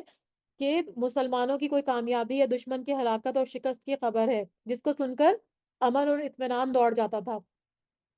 اور اس کے برعکس اگر کوئی خبر ہوتی تھی تو وہ نقصان کا باعث بنتی، اور خوف کی خبر سے کیا ہوتا تھا کہ مسلمانوں کی شکست یا ان کی ہلاکت کی، اس سے کیا ہوتا تھا، مسلمانوں میں افسردگی پھیلتی تھی اور ان کے حوصلے پست ہونے کا امکان ہوتا تھا۔ تو اسی لیے ان کو بتایا جا رہا ہے کہ کوئی بھی خبر تمہارے پاس آئے تو اس کی تصدیق کیے بغیر اس کو آگے نہیں پہنچاؤ، اور آج ہمارے ساتھ بھی یہی ہے کہ ہمیں ہمارے پاس کوئی بھی میسج آتا ہے واٹس ایپ پہ یا موبائل پہ، ہم فوراً اس کی تصدیق کیے بغیر اس کو آگے پہنچا دیتے ہیں. ایون حدیثوں کو ان کے غلط حوالے ہوتے ہیں، غلط ریفرنس ہوتے ہیں، اور ہم وہ آگے پہنچا دیتے ہیں بغیر اس کی تصدیق کیے کہ کیا یہ واقعی صحیح ہے یا نہیں ہے. تو ایسا کرنے سے روکا جا رہا ہے. اور اگر اللہ تعالیٰ کا فضل اور اس کی رحمت تم پر نہ ہوتی تو تم میں سے چند ایک کے علاوہ سارے کے سارے شیطان کے پیروکار بن جاتے. فقاتل فی سبیل اللہ، تو اللہ کی راہ میں جہاد کرتے رہو. اور تجھے صرف تیری ذات کی بنسبت حکم دیا جا رہا ہے. ہاں، ایمان والوں کو رغبت دلاتا نہیں آپ صلی اللہ علیہ وسلم کو کہا جا رہا ہے نا. میں اس کی عربی آپ کو پہلے پڑھ کے سناتی ہوں. فقاتل فی سبیل اللہ، بس جنگ کرو اللہ کی راہ میں. لا تکلف الا نفسک، اور نہیں آپ کو صرف آپ کی ذات کے بارے میں حکم دیا جا رہا ہے. وہر رزل المؤمنین، اور جو مومنین ہیں ان کو ابھاریے جنگ کے لیے. اصل اللہ، امید ہے کہ اللہ این یکف باس الذین کفروا، کہ کافروں کی جنگ کو وہ روک دے. واللہ اشد باسا و اشد تنکیلا، اور اللہ تعالیٰ سخت قوت والا اور سخت سزا دینے والا ہے. یعنی آپ صلی اللہ علیہ وسلم کو کچھ احکامات کہے جا رہے ہیں کہ ان کو جہاد کی ترغیب کریں، ایمان والوں کو رغبت دلائیے. یعنی وہ لوگ ڈر رہے تھے نا جہاد کرنے سے، تو آپ صلی اللہ علیہ وسلم کو کہا جا رہا ہے کہ ان کو کہیں کہ ڈرنے کی ضرورت نہیں ہے، اللہ تعالیٰ سخت قوت والا ہے اور سزا دینے میں بھی بہت سخت ہے. تو ان کو ڈرنے کی ضرورت نہیں ہے، بلکہ اللہ کے حکم کو ماننے کی ضرورت ہے. من یشفع شفاعت حسنۃ یکن لہ نصیب منہا، جو شخص کسی اچھے یا نیک کام کی سفارش کرے گا اس کو اس کا کچھ حصہ ملے گا، اور جو برائی اور بدی کی سفارش کرے گا اس کے لیے بھی اس میں ایک حصہ ہے. اور اللہ تعالیٰ ہر چیز پر قدرت رکھنے والا ہے. یعنی نیک کاموں میں سفارش کرنا جو ہے وہ منع نہیں ہے، لیکن برے کاموں میں کسی کی سفارش کرنا جو ہے وہ برا ہے، کیونکہ پھر اس برائی میں اس کا بھی حصہ ہوگا. اور جب تمہیں سلام کیا جائے تو تم اس سے اچھا جواب دیا کرو اور انہی الفاظ کو لوٹا دیا کرو. اب یہاں پر جیسے ہے نا السلام علیکم کہتے ہیں نا کوئی، تو آپ اس کو وعلیکم السلام ورحمۃ اللہ کہہ دیں، یا السلام علیکم ورحمۃ اللہ کے جواب میں وعلیکم السلام ورحمۃ اللہ وبرکاتہ کہہ دیں. یعنی اس کو اچھا جواب دیں جو بھی آپ کو سلام کرے، یا پھر انہی الفاظ میں لوٹا دیں. بے شبہ اللہ تعالیٰ ہر چیز کا حساب لینے والا ہے. اللہ وہ ہے جس کے سوا کوئی معبود برحق نہیں ہے، وہ تم سب کو یقیناً قیامت کے دن جمع کرے گا، اور جس کے آنے میں کوئی شک نہیں ہے. اللہ تعالیٰ سے زیادہ سچی بات کرنے والا کون ہے؟ اور تمہیں کیا ہو گیا ہے کہ منافقوں کے بارے میں دو گروہ ہو گئے ہو؟ انہیں تو ان کے اعمال کی وجہ سے اللہ نے اوندھا کر دیا ہے. اب کیا تم یہ منصوبے باندھ رہے ہو کہ اللہ تعالیٰ کے گمراہ کیے ہووں کو تم راہ راست پر لا کھڑا کرو گے؟ جسے اللہ تعالیٰ راہ بھلا دے تو تم اس کو ہرگز اس کے لیے راہ نہیں پا سکتے. یعنی ہدایت دینا صرف اللہ ہی کا کام ہے، کوئی اور کسی کو ہدایت نہیں دے سکتا. ان کی تو یہ چاہت ہے کہ جس طرح کے کافر وہ ہیں تم بھی ان کی طرح کفر کرنے لگو اور پھر سب یکساں ہو جاؤ. بس جب تک یہ اسلام کی خاطر وطن کو نہیں چھوڑیں گے ان میں سے کسی کو حقیقی دوست نہ بناؤ. یعنی ہجرت جو ہے اس بات کی دلیل ہوگی کہ یہ اب مخلص مسلمان بن گئے، اور جو لوگ ہجرت نہیں کریں گے حکم آنے کے بعد بھی تو پھر ان سے محبت اور دوستی ناجائز ہوگی. پھر اگر یہ منہ پھیر لیں تو ان کو پکڑو، یعنی جب ان پر قدرت حاصل ہو جائے، اور قتل کرو جہاں بھی یہ تمہارے ہاتھ لگ جائے، یعنی چاہے ہل ہو چاہے حرم ہو. خبردار ان میں سے کسی کو اپنا رفیق اور مددگار نہ سمجھنا. یعنی اب ان سے لڑنے کا حکم دیا جا رہا ہے. ٹھیک ہے، یعنی اب ان کو چھوڑنا نہیں ہے، اب ان سے لڑائی کرنی ہے اگر وہ تمہارے ساتھ برا کریں. لیکن کون لوگ ہیں جن سے لڑائی نہیں کرنی؟ سوائے ان کے جو اس قوم سے تعلق رکھتے ہوں جن سے تمہارا معاہدہ ہو چکا ہے، اور جو تمہارے پاس اس حالت میں آئے کہ تم سے جنگ کرنے سے بھی ان کے دل تنگ ہیں، اور اپنی قوم سے بھی جنگ کرنے سے ان کے دل تنگ ہیں. یعنی دو قسم کے لوگ جو ہیں وہ اس سے مستثنا ہیں. کون؟ ایک وہ لوگ جو ایسی قوم سے رابطہ رکھتے ہوں، یعنی ایسی قوم کے فرد ہوں یا کسی کی پناہ میں ہو جس سے تمہارا معاہدہ ہوا ہے تو معاہدے کی خلاف ورزی منع ہے. اور دوسرے وہ جو اس حال میں آتے ہیں کہ ان کے سینے اس بات سے تنگ ہیں، مطلب وہ خود لڑنا نہیں چاہتے لیکن ان کو مجبوراً قوم کے ساتھ مل کر لڑنا جو ہے وہ پڑ رہا ہے، تو پھر ان کے اوپر ہاتھ اٹھانے کا حکم نہیں ہے. اور اگر اللہ تعالیٰ چاہتا تو انہیں تم پر مسلط کر دیتا اور وہ تم سے یقیناً جنگ کرتے. بس اگر یہ لوگ تم سے کنارہ کشی اختیار کر لیں اور تم سے لڑائی نہ کریں اور تمہاری جانب صلح کا پیغام ڈالیں تو اللہ تعالیٰ نے تمہارے لیے ان پر کوئی راہ لڑنے کی نہیں رکھی ہے. تم کچھ اور لوگوں کو ایسا بھی پاؤ گے جن کی بظاہر چاہت ہے کہ تم سے بھی امن میں رہیں اور اپنی قوم سے بھی امن میں رہیں. یہ ایک تیسرا گروہ ہے جو منافقین کا تھا.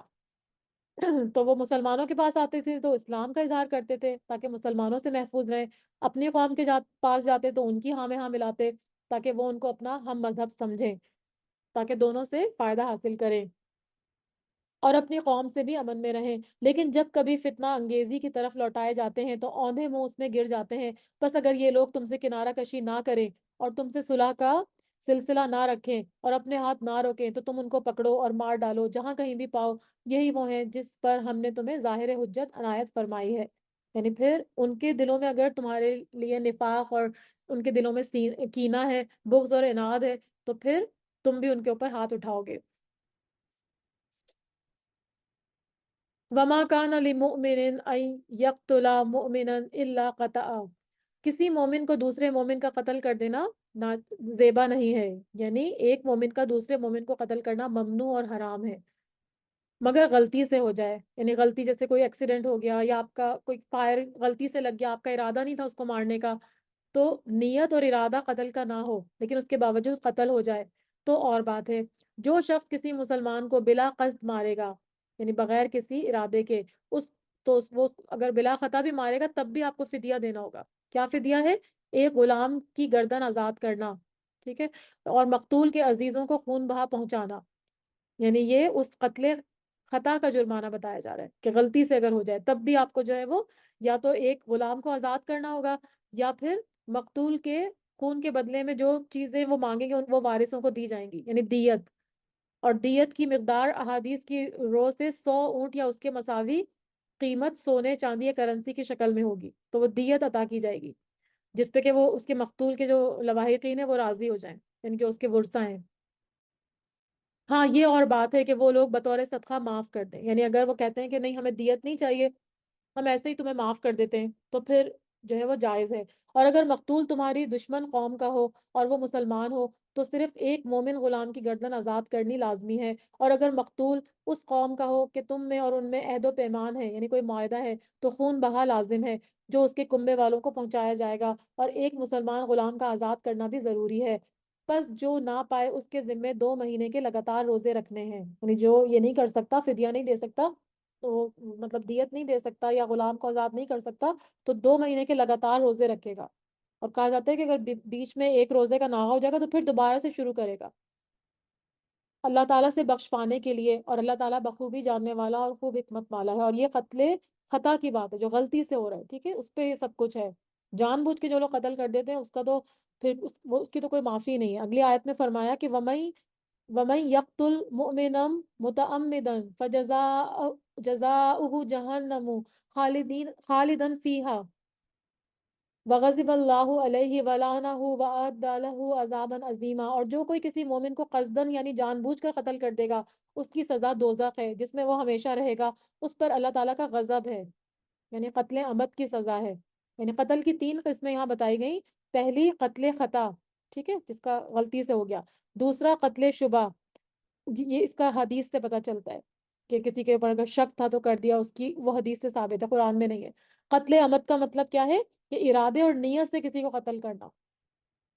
تو اس کے لیے فرمایا جا رہا ہے کہ وہ اس کی تو کوئی معافی نہیں ہے، اس کی سزا دوزخ ہے جس میں وہ ہمیشہ رہے گا، اور اس پر اللہ تعالیٰ کا غضب ہے، اسے اللہ تعالیٰ نے لعنت کی ہے اور اس کے لیے بڑا عذاب تیار کیا ہے۔ ایمان والو جب تم اللہ کی راہ میں جا رہے ہو تو تحقیق کر لیا کرو، اور جو تم سے سلام علیک کرے تو تم اس کو یہ نہ کہہ دو کہ تم ایمان والے نہیں ہو۔ تو احادیث میں آتا ہے کہ ایک صحابہ جو تھے وہ ایک علاقے سے گزر رہے تھے تو وہاں ایک چرواہا جو تھا وہ بکریاں چرا رہا تھا، مسلمانوں کو دیکھ کر چرواہے نے سلام کیا، تو صحابہ نے سمجھا کہ شاید جان بچانے کے لیے وہ اپنے آپ کو مسلمان ظاہر کر رہا ہے، انہوں نے بغیر تحقیق کے اس کو قتل کر دیا تھا، اور بکریاں بطور غنیمت آپ صلی اللہ علیہ وسلم کی خدمت میں لے کر حاضر ہوئے تھے، یہ صحیح بخاری کی حدیث ہے۔ تو اس پر پھر یہ آیت نازل ہوئی کہ ان کی تحقیق کر لیا کرو، تم اسے یہ نہ کہہ دو کہ تو ایمان والا نہیں ہے، تم دنیاوی زندگی کے اسباب کی تلاش میں ہو تو اللہ تعالیٰ کے پاس تو بہت سی غنیمتیں ہیں، یعنی چند بکریاں جو تھیں وہ حاصل کرنے کے لیے تم نے اس کو مار دیا، تو یہ اس سے کہیں زیادہ غنیمتیں اللہ کے پاس ہیں۔ پہلے تم بھی ایسے شخص تھے، پھر اللہ تعالیٰ نے تم پر احسان کیا، تو تم ضرور تحقیق اور تفتیش کر لیا کرو، بے شک اللہ تعالیٰ تمہارے اعمال سے باخبر ہے۔ یعنی تم بھی جو تھے مکہ میں پہلے اس چرواہے کی طرح ایمان چھپانے پر مجبور تھے، تو اگر اس نے ابھی ایسا کیا ہے، کیونکہ دلوں کا حال تو اللہ جانتا ہے نا، اگر کوئی زبان سے کہہ رہا ہے کہ میں مسلمان ہوں تو پھر آپ کو اس کو مارنے کا حکم نہیں ہے، اپنی جانوں اور مالوں سے اللہ کی راہ میں جہاد کرنے والے مومن اور بغیر عذر کے بیٹھ رہنے والے مومن برابر نہیں ہیں۔ کیونکہ جو حضرت عبداللہ بن ابن مکتوم تھے نا، وہ نابینا صحابی تھے۔ تو انہوں نے عرض کیا کہ ہم تو معذور ہیں، تو کیا ہم اس وجہ سے جہاد میں حصہ لینے سے محروم ہیں؟ تو کیا ہمارا اجر و ثواب کم نہیں ہو جائے گا؟ تو یہ تو ایک شرعی عذر تھا نا، تو وہ تو رک سکتے تھے، ان کو جو ہے وہ عذر کے ساتھ جو بیٹھے ہیں، کوئی ان کی مجبوری ہے، تو پھر وہ جو مجاہدین ہیں ان کے ساتھ اجر میں برابر کے شریک ہوں گے، ان کا اجر کم نہیں ہوگا۔ تو یہاں پر یہی فرمایا جا رہا ہے کہ اپنی جانوں اور مالوں سے اللہ کی راہ میں جہاد کرنے والے مومن اور بغیر عذر کے بیٹھے بیٹھے رہنے والے مومن برابر نہیں ہے، یعنی جن کو کوئی عذر نہیں ہے، بغیر کسی کے وہ بہانہ کر کے جہاد میں جانے سے رک گئے، تو ان کی فضیلت ان مومنوں کی طرح نہیں ہوگی جنہوں نے اپنی جانوں اور مالوں سے جہاد کیا۔ اپنے مالوں اور جانوں سے جہاد کرنے والوں کو بیٹھے رہنے والوں پر اللہ تعالیٰ نے درجوں میں بہت فضیلت دے رکھی ہے، اور یوں تو اللہ نے ہر ایک کو خوبی اور اچھائی کا وعدہ کیا ہے، یعنی بھلائی کا وعدہ تو سب کے ساتھ ہی ہوگا۔ لیکن یہ ہے کہ جو جہاد میں حصہ لے گا، ظاہر ہے اس کا اجر زیادہ ہوگا، لیکن مجاہدین کو بیٹھے رہنے والوں پر بڑے اجر کی فضیلت دے رکھی ہے، اپنی طرف سے مرتبے کی بھی اور بخشش کی بھی اور اللہ کی رحمت کی بھی، اور اللہ تعالیٰ بخشش کرنے والا اور رحم فرمانے والا ہے۔ جو لوگ اپنی جانوں پر ظلم کرنے والے ہیں، جب فرشتے ان کی روحیں قبض کرتے ہیں تو پوچھتے ہیں تم کس حال میں تھے؟ یعنی انہوں نے ہجرت کے حکم پر عمل نہیں کیا تھا، یہ ان کے بارے میں بات ہو رہی ہے،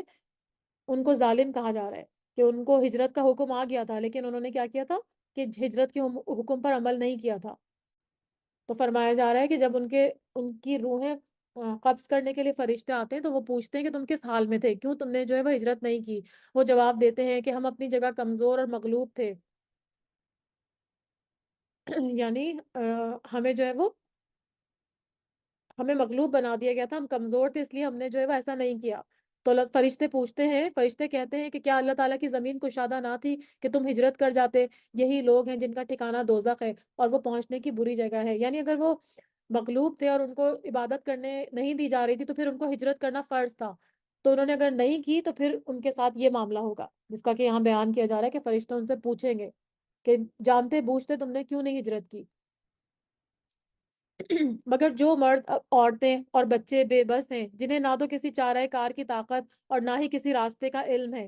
تو یہاں پر عورتوں اور بچوں کو ہجرت سے مستثنا قرار دیا کہ وہ اگر نہ کریں، وسائل سے محروم لوگ، تو پھر ان کو راستے کا بھی نہیں علم تھا، تو ایسے لوگ پھر شرعی احکام کے مکلف نہیں ہوں گے۔ بہت ممکن ہے کہ اللہ تعالیٰ ان سے درگزر کرے، اللہ تعالیٰ درگزر کرنے والا اور معاف کرنے والا ہے۔ وَمَن يُهَاجِرْ فِي سَبِيلِ اللَّهِ يَجِدْ فِي الْأَرْضِ مُرَاغَمًا كَثِيرًا وَسَعًا، اور جو کوئی اللہ کی راہ میں وطن کو چھوڑے گا، وہ زمین میں بہت سی قیام کی جگہیں بھی پائے گا اور کشادگی بھی پائے گا۔ یعنی ہجرت کی ترغیب دی جا رہی ہے کہ اگر تم کوشش کرو گے، ہجرت کرو گے، ایک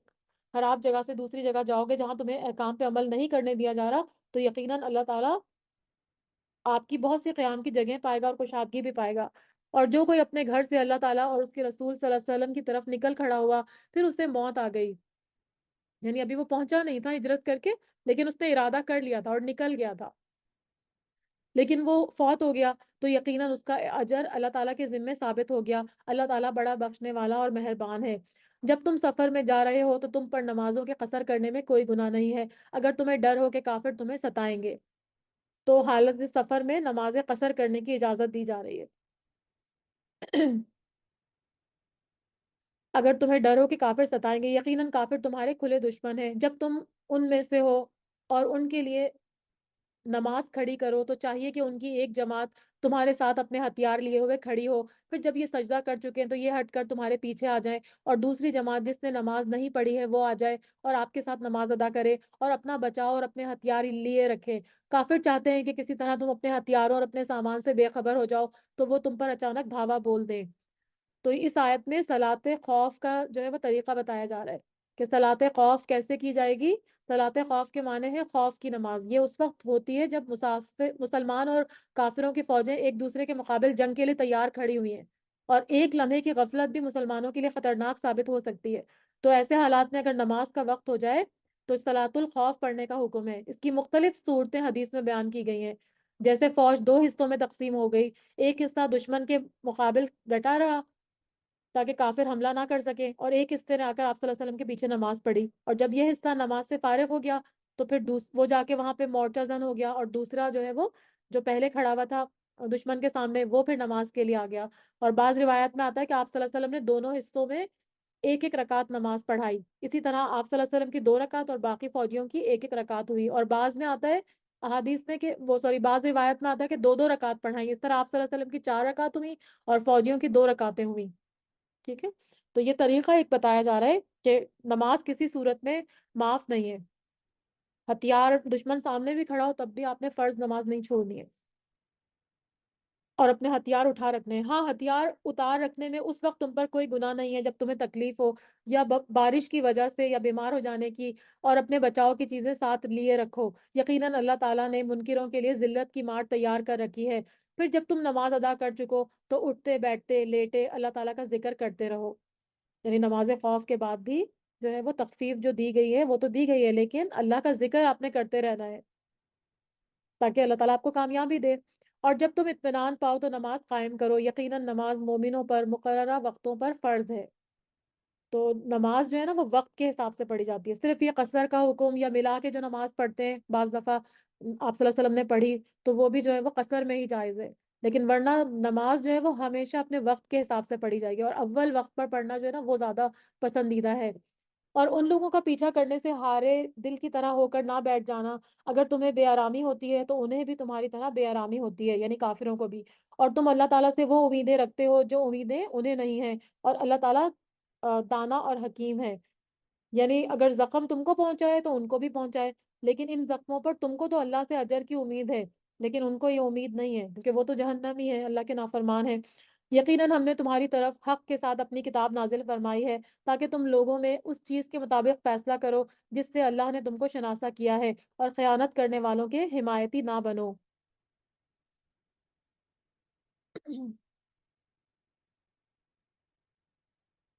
اور اللہ تعالیٰ سے بخشش مانگو، اللہ تعالیٰ بخشش کرنے والا اور مہربان ہے، اور ان کی طرف سے جھگڑا نہ کرو جو خود اپنی ہی خیانت کرتے ہیں، یقیناً دغاباز گناہگار اللہ تعالیٰ کو اچھا نہیں لگتا۔ وہ لوگوں سے تو چھپ جاتے ہیں لیکن اللہ تعالیٰ سے نہیں چھپ سکتے، وہ راتوں کے وقت میں جبکہ اللہ تعالیٰ ناپسندیدہ باتوں کے خفیہ مشورے کرتے ہیں، یعنی اللہ کے خلاف جو بھی باتیں ہوتی ہیں وہ راتوں کے وقت اللہ کی ناپسندیدہ باتوں کے خفیہ مشورے کرتے ہیں، اور اس وقت بھی اللہ ان کے پاس ہوتا ہے، ان کے تمام اعمال کو وہ گھیرے ہوئے ہے۔ مطلب وہ مسلمانوں سے تو چھپ کر مشورے کرتے تھے نا مسلمانوں کے خلاف، لیکن اللہ تعالیٰ سے تو نہیں چھپ سکتے تھے، اللہ تعالیٰ تو ہر جگہ موجود ہوتا ہے۔ ہاں، تو یہ ہو تم لوگ کہ دنیا میں تم نے ان کی حمایت کی، لیکن اللہ تعالیٰ کے سامنے قیامت کے دن ان کی حمایت کون کرے گا، اور کون ہے جو ان کا وکیل بن کر کھڑا ہو سکے گا؟ یعنی جب گناہ کی وجہ سے ان کی پکڑ ہوگی تو پھر اللہ کی گرفت سے ان کو کون بچائے گا؟ جو شخص کوئی برائی کرے گا یا اپنی جان پر ظلم کرے گا پھر اللہ تعالیٰ سے توبہ کرے گا تو وہ اللہ کو بخشنے والا اور مہربان پائے گا، اور جو گناہ کرتا ہے اور اسی کا بوجھ اسی پر ہے، یعنی کوئی بوجھ اٹھانے والا دوسرے کا بوجھ نہیں اٹھائے گا، اور اللہ اللہ بخوبی جاننے والا اور پوری حکمت والا ہے۔ اور جو شخص کوئی گناہ یا خطا کر کے کسی بے گناہ کے ذمے تھوپ دے گا اس نے بہت بڑا بہتان اٹھایا اور کھلا گناہ کیا۔ اگرچہ اللہ تعالیٰ کا فضل اور رحمت تجھ پر نہ ہوتا تو ان کی ایک جماعت نے آپ کو بہکانے کا قصد کر لیا تھا۔ اس کے پیچھے ایک واقعہ ہے، وہ میں آپ کو بھی بیان نہیں کری، لیکن اس طرح کا ایک واقعہ ہوا تھا۔ تو آپ صلی اللہ علیہ وسلم جو تھے ان کے درمیان جو فیصلہ کیا تھا تو ظاہر سی بات ہے جو دلائل تھے جو واقعات تھے اس کے مطابق ہی آپ فیصلہ کر سکتے تھے نا۔ تو اگر آپ صلی اللہ علیہ وسلم غلط فیصلہ کرتے تو اس کے گناہ گار آپ نہیں ہوتے، کیونکہ آپ نے تو وہ دلائل اور قسمیں جو انہوں نے کھائی اس کے حساب سے فیصلہ کیا تھا۔ تو یہاں پہ یہی فرمایا جا رہا ہے کہ اگر اللہ تعالیٰ کا فضل اور رحم تم پر نہ ہوتا آپ صلی اللہ علیہ وسلم پر تو ان کی ایک جماعت نے آپ کو بہکانے کا قصد کر لیا تھا، یعنی غلط فیصلہ کروانے کے لیے، مگر دراصل یہ اپنے آپ کو ہی گمراہ کرتے ہیں، یہ آپ کا کچھ نہیں بگاڑ سکتے کیونکہ رسول کی مدد اللہ تعالیٰ کرتے ہیں۔ اللہ تعالیٰ نے آپ پر کتاب اور حکمت اتاری ہے اور آپ کو وہ سکھایا ہے جس کو آپ نہیں جانتے تھے، اور اللہ تعالیٰ کا آپ پر بہت بڑا فضل ہے۔ ان کے اکثر خفیہ مشوروں میں کوئی خیر نہیں ہے۔ نجوہ کا مطلب سرگوشی ہوتا ہے، یہ منافقین کیا کرتے تھے؟ مسلمانوں کے خلاف یا پھر ایک دوسرے کے خلاف کرتے تھے۔ ہاں، بھلائی اس کے مشورے میں ہے جو خیرات کا یا نیکی کا اور نیک بات کا یا لوگوں میں صلح کرانے کا حکم دے، یعنی صدقہ خیرات اور معروف یعنی نیکی کے کام اور لوگوں کے درمیان اصلاح کرانے کے بارے میں اگر کوئی مشورہ کرے اور وہ خیر پر ہو تو ایسی سرگوشی کرنا جائز ہے، ورنہ پھر بری باتوں پر سرگوشی کرنا منع ہے۔ اور جو شخص صرف اللہ کی رضامندی حاصل کرنے کے لیے کے ارادے سے یہ کام کرے گا، اسے یقیناً ہم بہت بڑا ثواب دیں گے۔ جو شخص باوجود راہ ہدایت کے واضح ہو جانے کے بھی آپ صلی اللہ علیہ وسلم کے خلاف کرے گا اور تمام مومنوں کی راہ کو چھوڑ کر چلے گا، ہم اسے اسی کی طرف متوجہ کر دیں گے جدھر وہ خود متوجہ ہوا، اور دوزخ میں اس کو ڈال دیں گے۔ یعنی ہدایت واضح ہونے کے بعد بھی آپ کی مخالفت اور مومنین کا راستہ چھوڑ کر کسی اور راستے کی پیروی کرے گا تو پھر وہ دین اسلام سے خارج ہو جائے گا،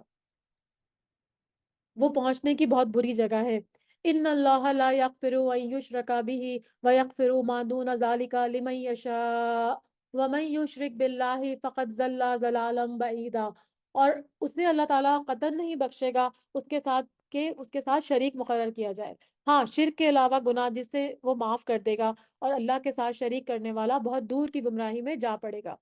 تو یہاں شرک کی پھر سے ممانعت کی جا رہی ہے کہ شرک جو ہے وہ بہت بڑا گناہ ہے، اس کو اللہ تعالیٰ معاف نہیں کریں گے۔ یہ تو اللہ تعالیٰ کو چھوڑ کر صرف عورتوں کو پکارتے ہیں۔ یہاں پر بت مراد ہیں جن کے نام مؤنث تھے، جیسے لات، عزا، منات وغیرہ، یا پھر فرشتے مراد ہیں کیونکہ مشرکین عرب جو تھے وہ فرشتوں کو نعوذ باللہ اللہ کی بیٹیاں کہتے تھے۔ تو فرمایا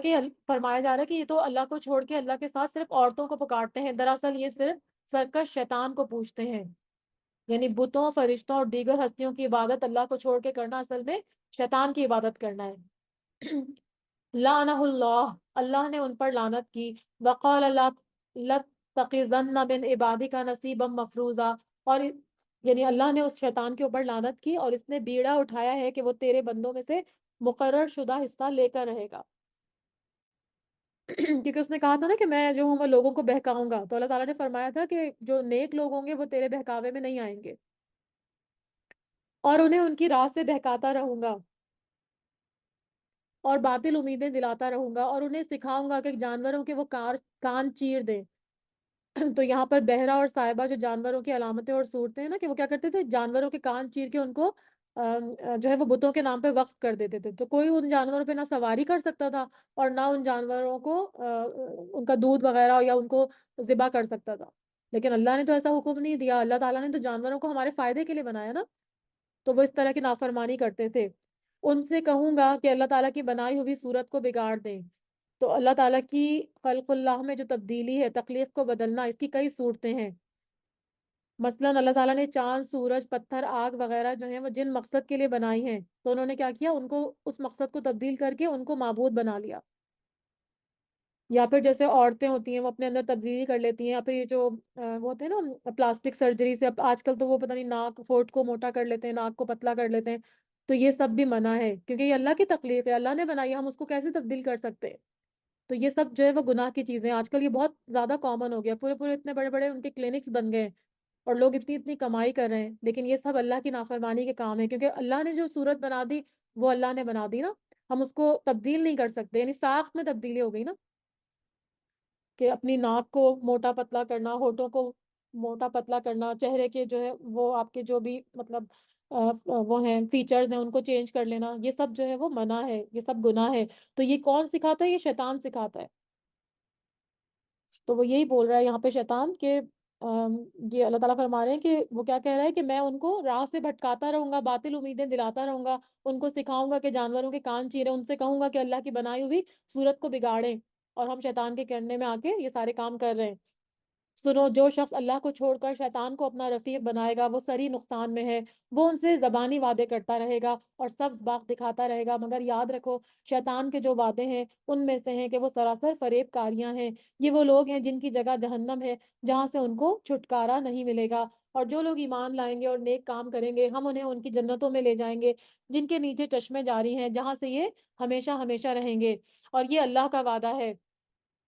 جو سچا ہے۔ پیچھے شیطان کا وعدہ تھا جو جھوٹا تھا، اور یہاں پہ اللہ کا وعدہ ہے جو سچا ہے۔ اور کون ہے جو اپنی بات میں اللہ سے زیادہ سچا ہوگا؟ یعنی شیطانی وعدے تو سراسر دھوکہ اور فریب ہیں،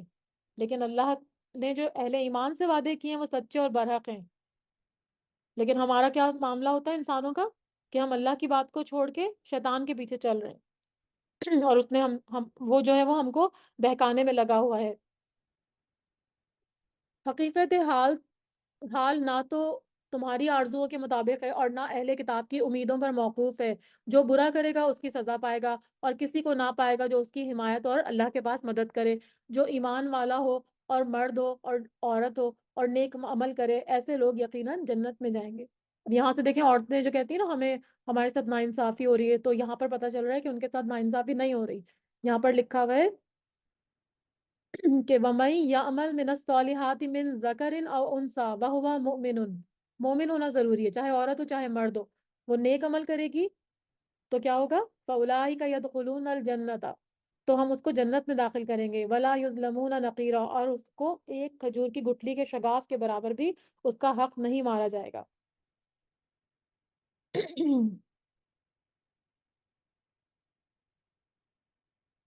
وَمَنْ أَحْسَنُ دِينًا مِّمَّنْ أَسْلَمَ وَجْهَهُ لِلَّهِ وَهُوَ مُحْسِنٌ وَاتَّبَعَ مِلَّةَ إِبْرَاهِيمَ حَنِيفًا وَاتَّخَذَ اللَّهُ إِبْرَاهِيمَ خَلِيلًا۔ اور دین کے اعتبار سے کون اچھا ہے جو اپنے آپ کو اللہ کے تابع کر دے اور ہو بھی نیکوکار، ساتھ ہی یکسوئی والے ابراہیم علیہ السلام کے دین کی پیروی کر رہا ہو، اور ابراہیم علیہ السلام کو اللہ تعالیٰ نے اپنا دوست بنایا ہے، کیونکہ وہ خلیل اللہ تھے نا، وہ اللہ تعالیٰ کے فرمانبردار تھے اور توحید پرست تھے، تو اللہ ان کو اپنا دوست بناتے ہیں۔ اور اس کے بارے میں نبی صلی اللہ علیہ وسلم نے فرمایا کہ اللہ نے مجھے بھی خلیل بنایا جس طرح اس نے ابراہیم علیہ السلام کو خلیل بنایا، یہ صحیح مسلم کی حدیث ہے۔ آسمانوں اور زمین میں جو کچھ ہے سب اللہ ہی کا ہے، اور اللہ تعالیٰ ہر چیز کو گھیرنے والا ہے۔ آپ صلی اللہ علیہ وسلم عورتوں کے بارے میں حکم دریافت کرتے ہیں، یعنی جو سوالات کرتے ہیں ان کے جوابات آگے آیات میں دیے جا رہے ہیں۔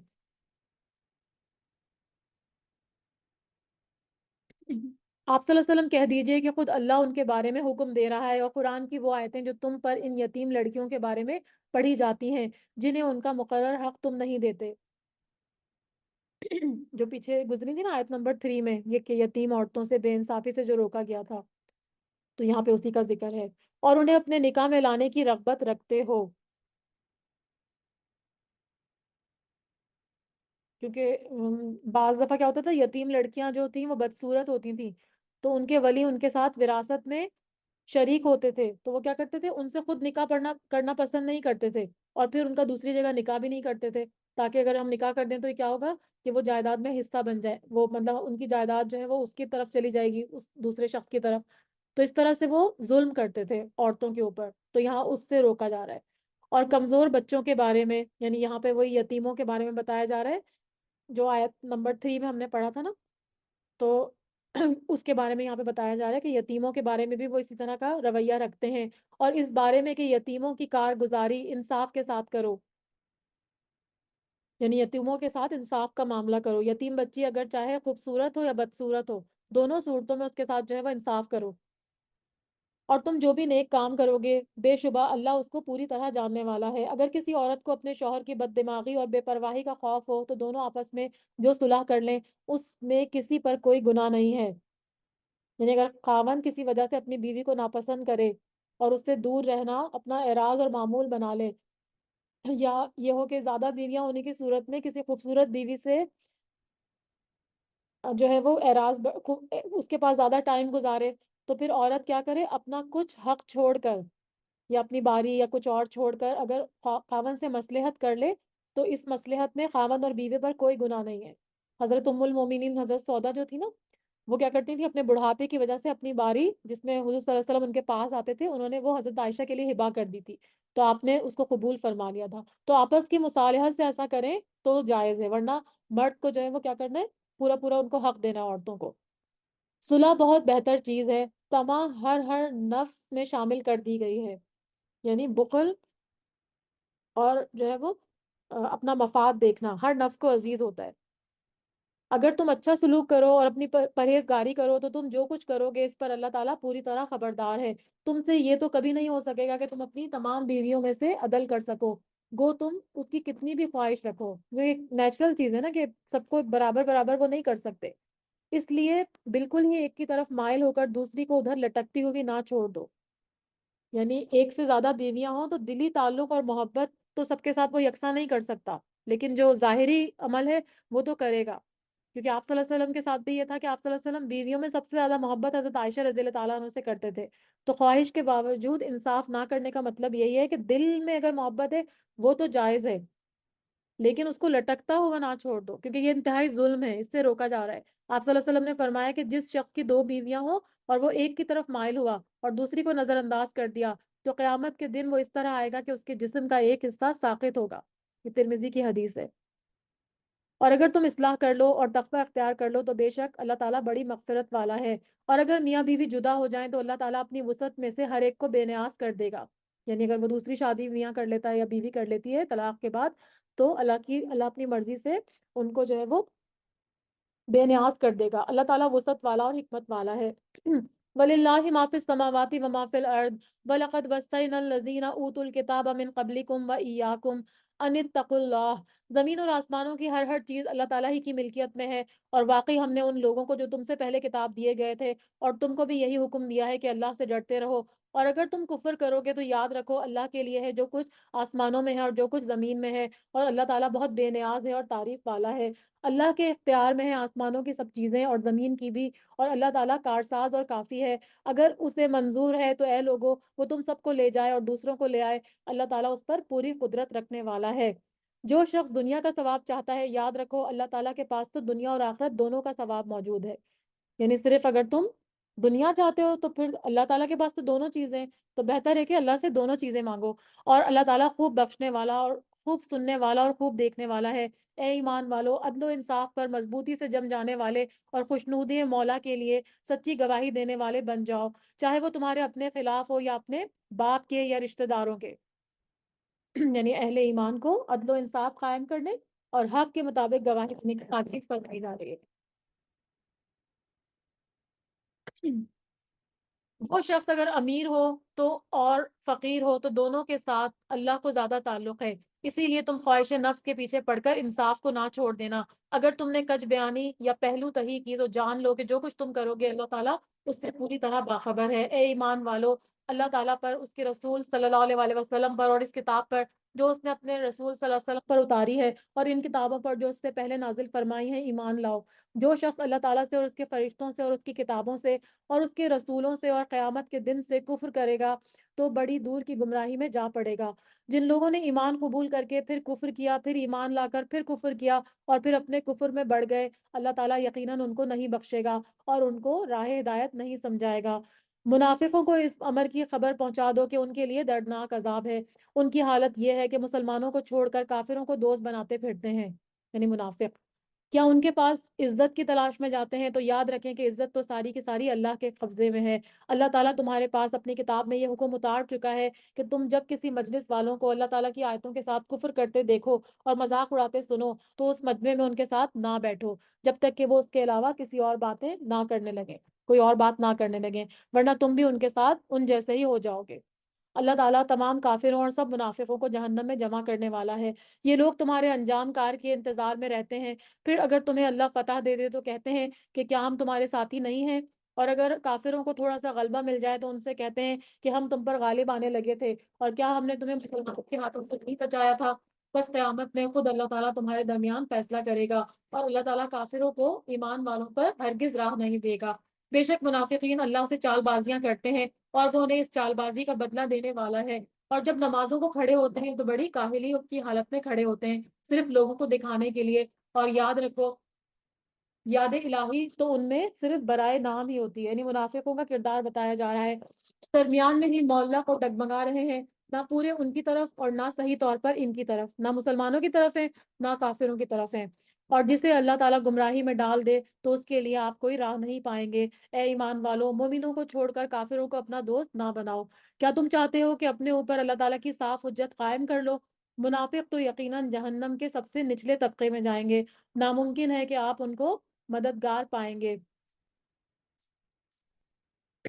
ہاں، جو توبہ کر لیں گے، اصلاح کر لیں گے اور اللہ تعالیٰ پر کامل یقین رکھیں گے اور خالص اللہ ہی کے لیے دینداری کریں گے تو یہ لوگ مومنوں کے ساتھ ہوں گے. اللہ تعالیٰ مومنوں کو بہت بڑا اجر دے گا. ما یفعل اللہ بعذابکم ان شکرتم وآمنتم وکان اللہ شاکرا علیما. اور اللہ تعالیٰ تمہیں سزا دے کر کیا کرے گا اگر تم شکر گزاری کرتے ہو اور ایمان والے ہو. اللہ تعالیٰ بہت قدردان ہے اور پورا علم رکھنے والا ہے. صدق اللہ العلی العظیم.